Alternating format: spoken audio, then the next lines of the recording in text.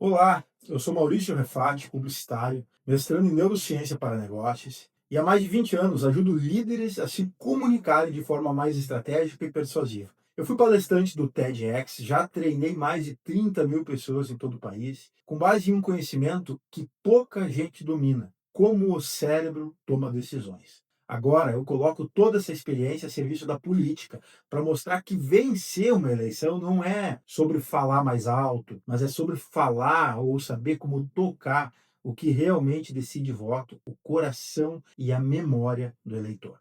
Campanha eleitoral é como uma corrida de 100 metros. Você não tem tempo para dar aquela paradinha técnica, sentar, conversar com o vizinho de banco, fazer uma nova amizade. Ou seja, em uma campanha política não dá para construir laços fortes, nem para explicar demais. O eleitor decide rápido, com base em percepções quase instantâneas, por similaridade. E é exatamente por isso que atrair e reter a atenção, gerar confiança e fixar a imagem na memória do eleitor em poucos minutos se tornou o maior desafio da política contemporânea. As redes sociais são o grande palco dos novos tempos. E agora, com o avanço da inteligência artificial, elas se tornam ainda mais poderosas para consolidar comunidades em torno de ideias, bandeiras e candidatos. Estamos prestes a viver uma corrida eleitoral como nunca vimos. Até as eleições de 2018, os vencedores à presidência, por exemplo, sempre foram os que mais investiram dinheiro em campanha. Acontece que a partir dali,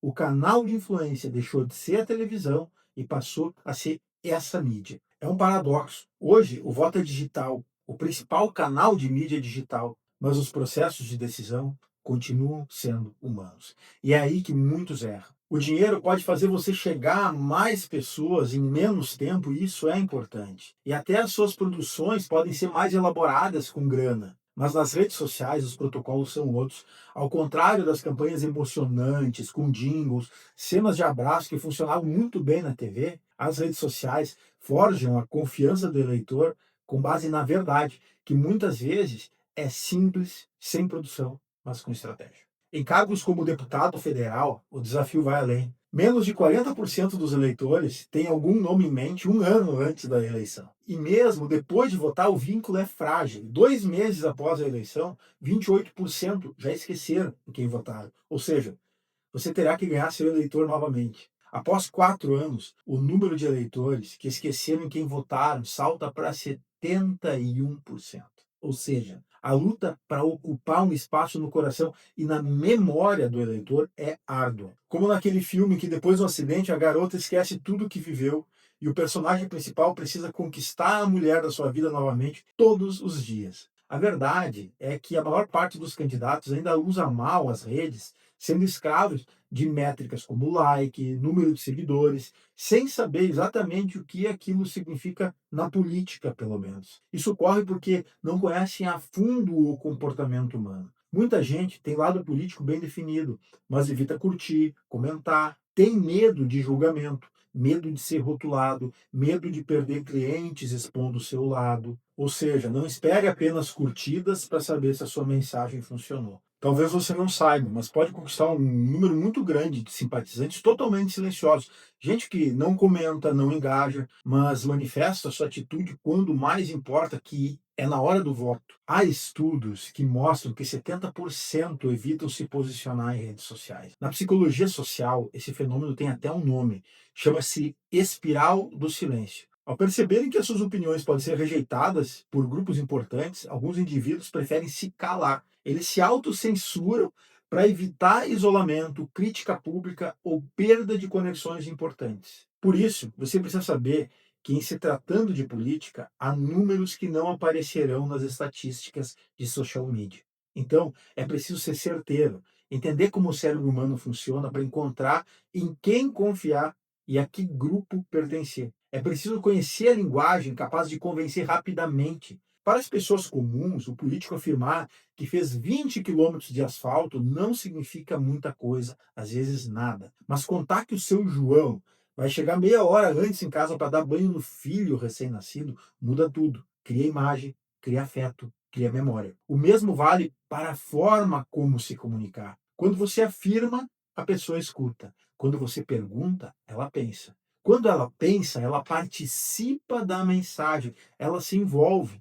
É um dos princípios mais poderosos da persuasão, provocar reflexão para gerar conexão e emoção. Outro ponto crucial é que as pessoas não julgam só o que você diz, elas julgam como você diz, o tom de voz, a expressão facial, o tempo de resposta, a postura corporal, a convicção e a paixão com que defende aquilo que acredita. Tudo isso comunica e diz o quão convicto você está. Convicção convence e, na maioria das vezes, comunica mais do que as palavras em si. Agora, a pergunta que eu te faço: existe como ser convicto sem conhecer a fundo as questões e sem acreditar realmente nelas? Pedir que você seja convicto de algo que não acredita é o mesmo que pedir que você tenha sono quando está completamente acordado.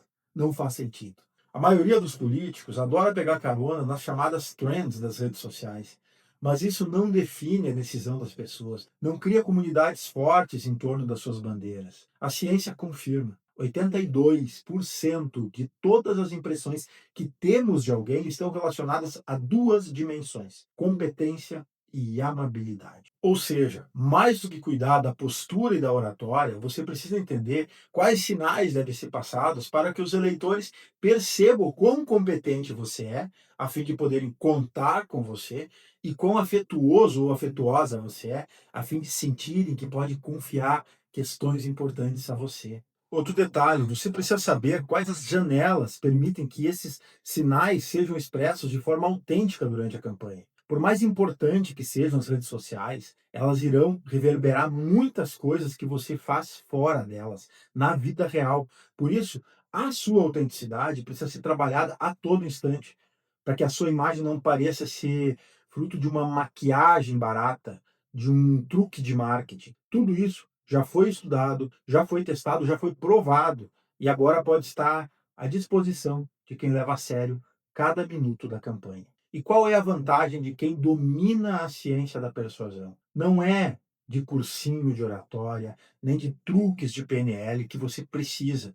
Isso pode até te ajudar, mas não representa nem 1% do conhecimento decisivo para uma performance eleitoral de verdade num curto espaço de tempo. A resposta está na neuropersuasão. A união entre a neurociência aplicada, a economia comportamental e a psicologia cognitiva e social, uma combinação poderosa que permite transformar conteúdo em conexão, presença em confiança e mensagem em memória. Quem domina a neuropersuasão sabe o que dizer para tocar o coração e ficar na memória, quando dizer para que a sua mensagem não seja perdida e surta o efeito desejado, quando vale a pena mostrar o seu rosto e quando o conteúdo precisa ser descolado da sua imagem, como produzir associações autênticas da sua imagem, que não pareçam artificiais e oportunistas, e como fazer o eleitor sentir que a escolha por você já estava dentro dele o tempo todo. A minha mentoria em persuasão política é voltada para quem entendeu que hoje não basta ser bom, é preciso ser percebido como confiável e memorável. E isso a ciência sabe ensinar. E eu posso te mostrar como e ser seu parceiro nessa corrida, te orientando estrategicamente e validando cada passo dessa jornada junto com a sua equipe de marketing. Se você estiver afim de saber mais, me chama e vamos conversar. Até mais.